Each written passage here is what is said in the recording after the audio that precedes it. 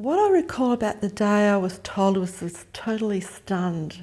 I felt like I was watching a movie and I didn't know how to switch the remote off and watch something else. It was like having an out-of-body experience, and it was really a bit unbelievable for me. I kept on hearing these words, breast cancer, but that wasn't really referring to me. And so it was just surreal.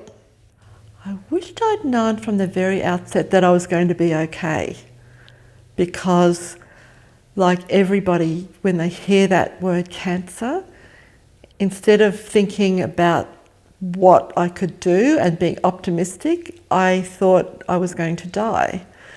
And then that put me in a really scary place. And so what I wished I'd known, that there were solutions and that I would be okay and that there would be people around to help me get there. When I was discharged from hospital, I was in a bit of a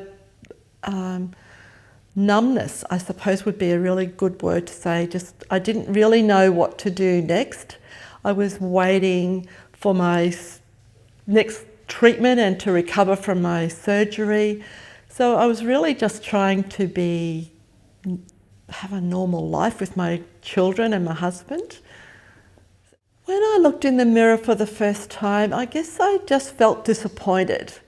I didn't feel that I looked ugly or anything like that. I just felt, what a pity this had to happen to me. You know, I didn't really even think, why me? I just think, what a bummer, this has happened to me. So disappointment.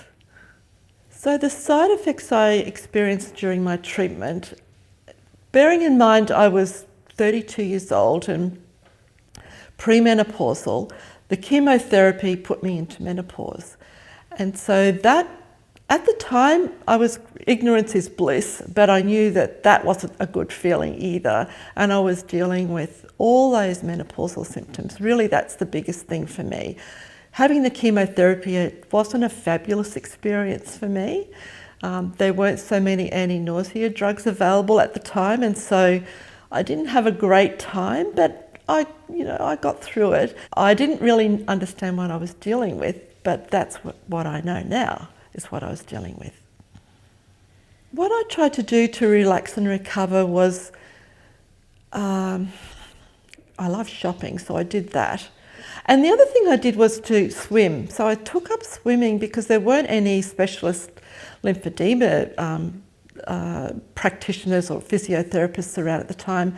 So I worked out that swimming might be good to help me with my arm movement and to help avoiding lymphedema. So I used to swim twice a week. I'd get up early, I'd be at the pool at 5 o'clock, and I'd swim before work and then I'd go to work.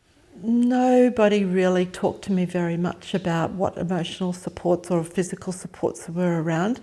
At the time, there were volunteers who would come to the hospital and visit women who'd been diagnosed with breast cancer. So I did get visited by a volunteer who shared her story with me and gave me hope and optimism and talked to me about. So really that was a very small thing to do, but it really did help me to feel optimistic about what my future would be. My first fitting was it was a really nice experience, really. I was very, very nervous about it. I wasn't sure what to expect. The lady I remember was an older lady. She was very kind and very gentle and very sweet. I guess the only thing I would say about that was she felt sorry for me because I was this young woman and I didn't really want people to feel sorry for me. That would be the only downside to it, but really it was nothing. She was very nice and it wasn't a bad experience. And I took a while to decide about whether I would get a breast form. I was rebelling against having a mastectomy, so I didn't do it straight away. So when I finally decided to go, I felt quite liberated. So it was a really good feeling. Well, personal and intimate relationships get affected by breast cancer in many different ways.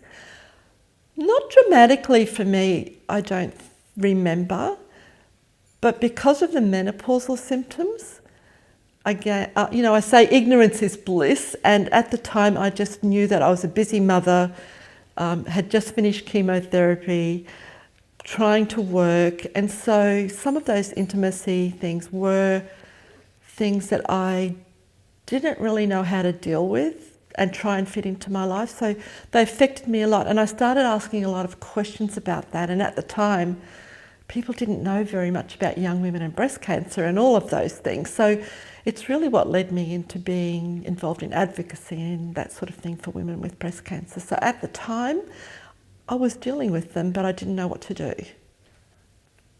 My outlook in life has changed regarding my breast cancer journey because I try very hard not to sweat the small stuff. And I try to take advantage of whatever opportunities come along. So if I've got a chance to travel or do something nice, I'll just fit it into my life the best way I can. The single piece of advice I would give to somebody diagnosed with breast cancer is don't be afraid to seek out others who've had a similar experience, because in the long run, they're going to be your saviours. They're going to be there for you. They're going to be the ones who understand your ups and downs, and they're not going to tell you what to do because they understand it. So connecting with others is very, very important.